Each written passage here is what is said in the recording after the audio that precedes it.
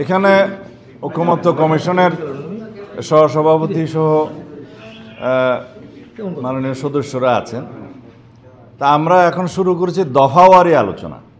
আমরা আগেও বলেছি যে স্প্রেডশিটের সংক্ষিপ্ত হ্যাঁ না জবাব দেওয়ার জন্য যে কাগজগুলো আমাদের দেয়া হয়েছিল তাতে করে অনেকটা বিভ্রান্তির সৃষ্টি হয়েছে, মিসলিড করা হয়েছে।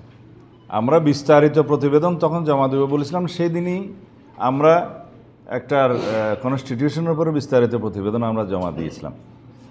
এরপরে আমরা বিচার বিভাগ, প্রশাসন এবং নির্বাচন ব্যবস্থা সংস্কারের উপরে বিস্তারিত প্রতিবেদন আমরা জমা দিয়েছি। আজকে হার্ড কপি ট্রান্সফার আমরা হ্যান্ডওভার করেছি, আগে সফট কপি দিয়েছি। তো এগুলোর উপরে আমাদের বিস্তারিত আলোচনা চলছে। আমরা সংবিধান সংস্কার দিয়ে শুরু করছি, তারপরে জুডিশিয়ারি হবে, এরপরে নির্বাচন ব্যবস্থা হবে।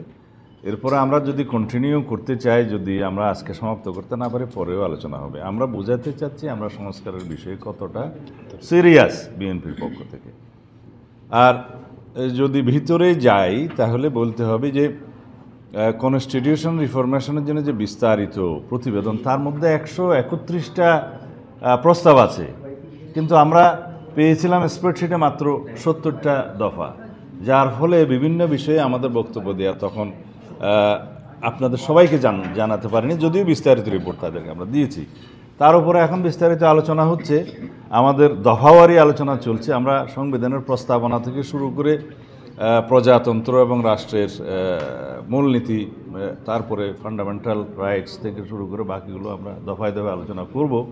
বিস্তারিত আলোচনার পরে কতটুকু কী অগ্রগতি হয়েছে সেটা আপনারা পরে জানতে পারবেন, কিন্তু মোটা দাগে বলতে পারি সংবিধান সংশোধনের বিষয়ে যে সমস্ত মৌলিক প্রস্তাবাবলী ওনারা দিয়েছেন সেই বিষয়ে আমরা আলাপ আলোচনার মাধ্যমে চেষ্টা করব একটা জায়গায় আসার জন্য ঐক্যমতে। আর যে সমস্ত বিষয়ে আমরা একমত হয়েছি সেটার সংখ্যা আছে, আপনারা জানেন যে সেটার সংখ্যা খুব বেশি না, 25টার মতো। তারপরে 25টার কাছাকাছি কোনো আংশিক একমতও আছে এবং অন্যান্য বিষয়ে মন্তব্য সহ আমরা আমাদের প্রস্তাব দিয়েছি পাল্টা। কিন্তু বাকি অধিকাংশ বিষয়ে স্প্রেডশিটে আমরা তখন একমত হতে পারিনি। আর বিস্তারিত আলোচনার মধ্যে যে দেখেছি 131 দফার মধ্যে অনেক বেশি বিস্তারিত আলাপ আছে, যেমন ন্যাশনাল কনস্টিটিউশন কাউন্সিল সম্পর্কে বিস্তারিত আলাপ আছে, অন্যান্য কমিশন গঠনের বিষয়ে আলাপ আছে, এবং যে সমস্ত বিষয়গুলোতে আমাদের সুস্পষ্ট মতামত আমরা দিয়েছি সেগুলো নিয়ে কমিশনকে আমরা যৌক্তিকভাবে বোঝাবো, এবং তাদের যে সমস্ত প্রস্তাব আছে সেগুলো নিয়েও আমরা যৌক্তিকভাবে তাদের কাছ থেকে জানতে চাচ্ছি এবং জানছি। যেটা যৌক্তিক সেটা জাতির কল্যাণের দিকে লক্ষ্য রেখে আমরা সেটা অবশ্যই বিবেচনা করব। আসি এই জুডিশিয়ারির ক্ষেত্রে, দেখা গেল জুডিশিয়ারিতে প্রায় অল্প স্প্রেডশিটে মতামত দেওয়া হয়েছে, যেখানে আমরা মনে করেছি যে আমাদের অনেকটা মিসলিড করার মতো হয়েছে। তো সেই জন্য বিস্তারিত মতামত দিতে গিয়ে দেখা গেছে প্রায় 150-রও বেশি মতামত ছিল, তার মধ্যে আমরা প্রায় 89টা দফায় আমরা বিস্তারিত মতামত দিয়েছি। বাকিগুলো অধিকাংশ ক্ষেত্রে আমরা আমাদের একমত হওয়ার অথবা আমাদের মন্তব্য সহ একমত হওয়ার বিষয় ওখানে জানিয়েছি।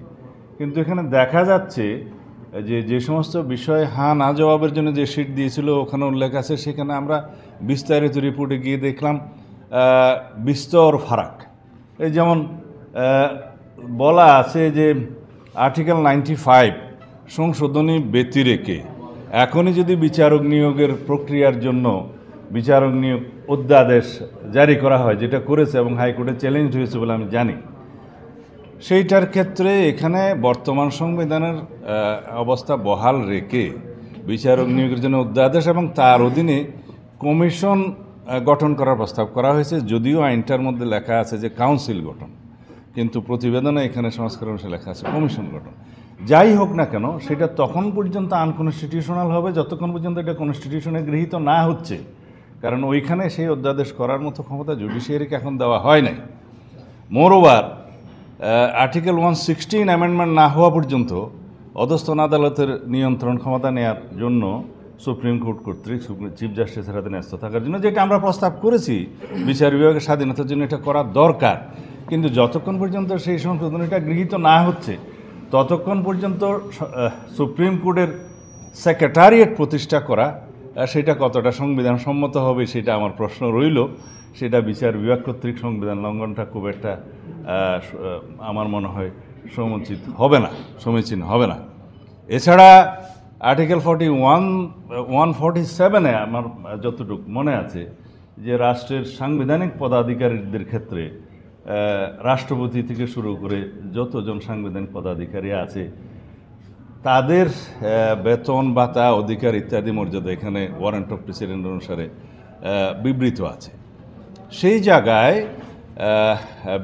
ম্যাজিস্ট্রেট সহ বিচার বিভাগে কর্মরত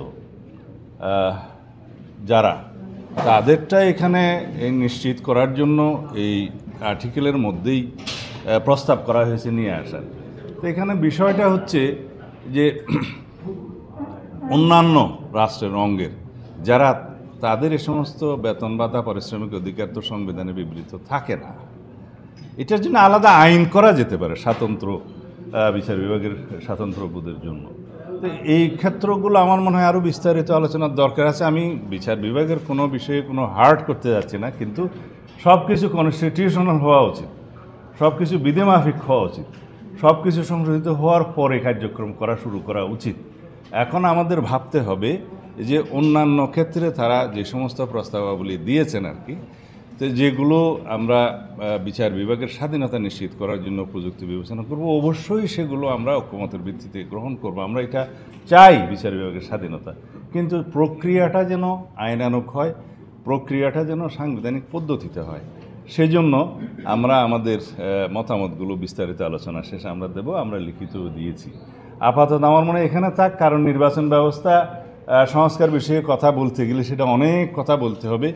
যেখানে তাদের রিপোর্ট অনুসারে আমরা দেখেছি নির্বাচন ব্যবস্থা সংস্কার রিপোর্টে যে সমস্ত কথা ওনারা দিয়েছেন অধিকাংশই দেখা যায় সংবিধান সংশোধন সংক্রান্ত। আর কিছু কিছু বিষয়ে ওনারা এমনভাবে ওখানে প্রস্তাব দিয়েছেন যেগুলো করলে আর নির্বাচন কমিশনের স্বাধীন সত্তা হিসাবে তেমন বজায় থাকবে না। অনেকগুলো প্রভিশন আছে, তাদেরকে সংসদীয় স্থায়ী কমিটির আন্ডারে সাবজেক্ট করা এবং জবাবদিহিতা করা। এখানে আর্টিকেল 119 অনুসারে যেখানে সুপ্রিম জুডিশিয়াল কাউন্সিলের ক্ষেত্রে তাদের সেই বিষয়টা বর্ণিত আছে যে নির্বাচন কমিশনারদের জন্য সেই পদ্ধতি অ্যাপ্লাই হবে, সেগুলো আরও বিস্তারিত আলোচনা করা দরকার। আর আমরা চাই যে এনআইডি প্রকল্প থাকুক নির্বাচন কমিশনে। আমরা চাই যে ডিলিমিটেশন যেটা অ্যাক্ট সেটা সংশোধন করে নির্বাচন কমিশনের এখতিয়ারটা, যেটা কনস্টিটিউশনাল ম্যান্ডেট আর্টিকেল 118 অনুসারে, সেটা বহাল করা হোক। সেটা এখনও সরকার করেনি। ইত্যকার অনেক আলাপ আছে, আমরা বিস্তারিত আলাপ করে পরবর্তীতে আপনাদেরকে তখন সময় মতো জানানো হবে। ধন্যবাদ।